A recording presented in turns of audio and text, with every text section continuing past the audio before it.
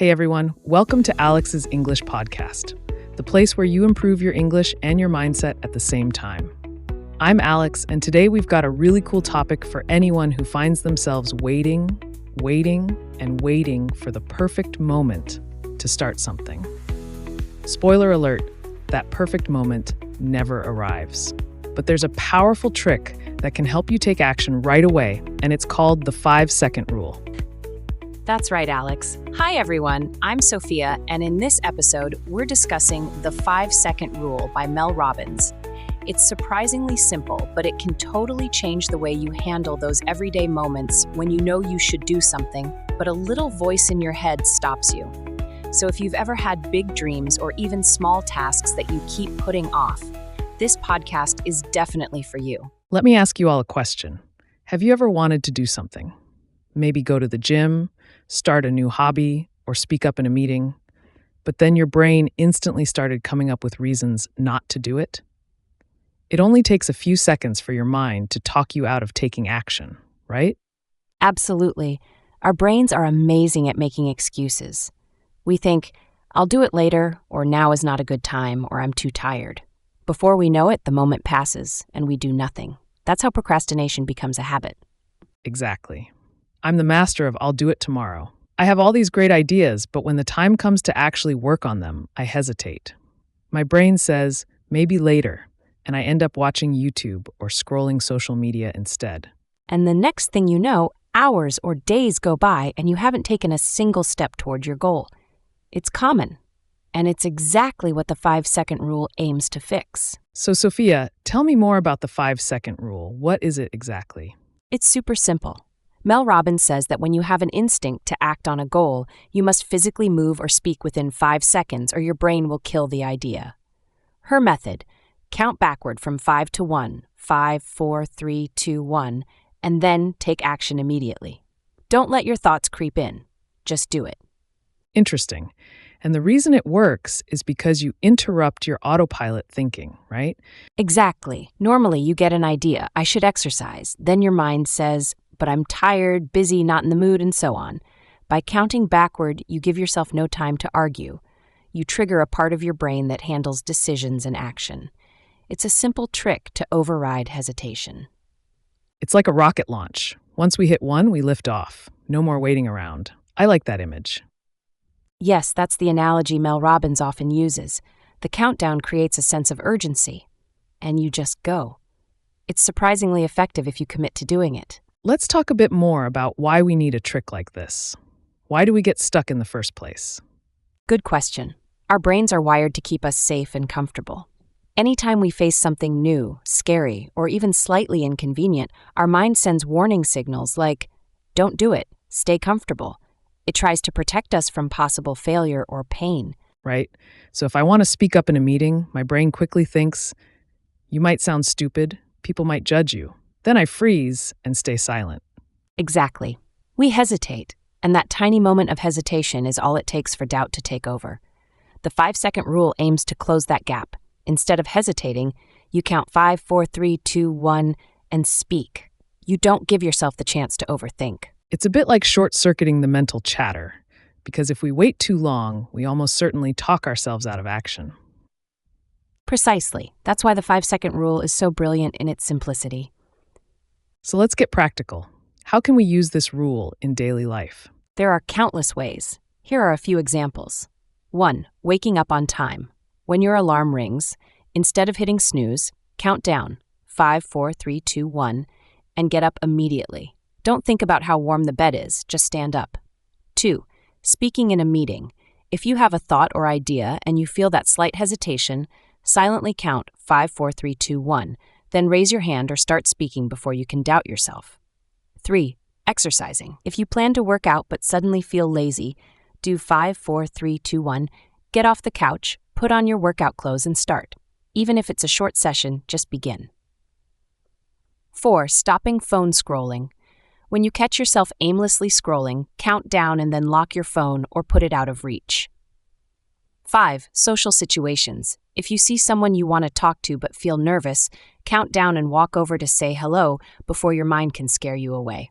I love these examples. They cover so many areas of life: productivity, social confidence, health, and so on. Yes, it's all about those little windows of hesitation. Once you push through them, you often find it's not as scary or difficult as your mind made it seem. Let me guess. The biggest challenge is to remember to do it, right? Because we might get the idea to act, but then we forget the rule. Exactly. Building the habit of using the 5-second rule takes practice. You might only remember after you've already missed the moment. But the more you practice, the more natural it becomes. Soon, it'll be second nature to do the quick countdown whenever you feel yourself hesitating. So, Sophia, you mentioned you use this rule to change some habits. Tell us about one that really made a difference. Sure. One big one was hitting the snooze button in the morning. I used to snooze multiple times, making my mornings rushed and stressful. Then I discovered the 5-second rule, so I told myself tomorrow when the alarm goes off, I'll immediately count 5, 4, 3, 2, 1 in my head and stand up. How did that first morning go? It was surprisingly easy once I committed. The alarm rang, I felt that usual urge to snooze, but I started counting backward. By the time I reached 1, I was already putting my feet on the floor. And once I was up, I thought, might as well stay up. I realized I didn't need more time in bed. I just needed to break the snooze habit. That must have felt empowering, right? Like you won the first battle of the day. Exactly. It boosted my mood immediately. Then I applied it to other things. If I needed to send an email I was avoiding, I'd do the countdown and just type it. If I wanted to exercise but felt lazy, I'd do the countdown and start. It was a small mental shift, but it changed my entire approach. Some people might say, this rule is too simple. There's no way it can fix my deep-rooted procrastination or anxiety. What would you say to that? I'd say yes, it's simple, but that's the beauty of it. Often, we overcomplicate solutions. The 5-second rule is not a magic wand that erases all challenges, but it gives you a practical tool to move forward in the moment. If you do it consistently, you break the habit of hesitating, and that's a huge step toward beating procrastination. Another misconception might be that you need to see results instantly. But I guess it's a process, right? Yes, definitely a process. Some days you'll forget to use it, other days you'll try it and still not follow through. But don't give up. Keep practicing. Over time, you'll realize you're taking more actions, your confidence is growing, and you're less stuck in your head. Also, it's important to note that you still need to do the action. The countdown won't do it for you. You have to physically move, speak, or do something at 1.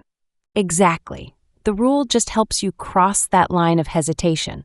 You still have to commit and follow through, but once you experience how freeing it is, you'll want to keep going. I love it.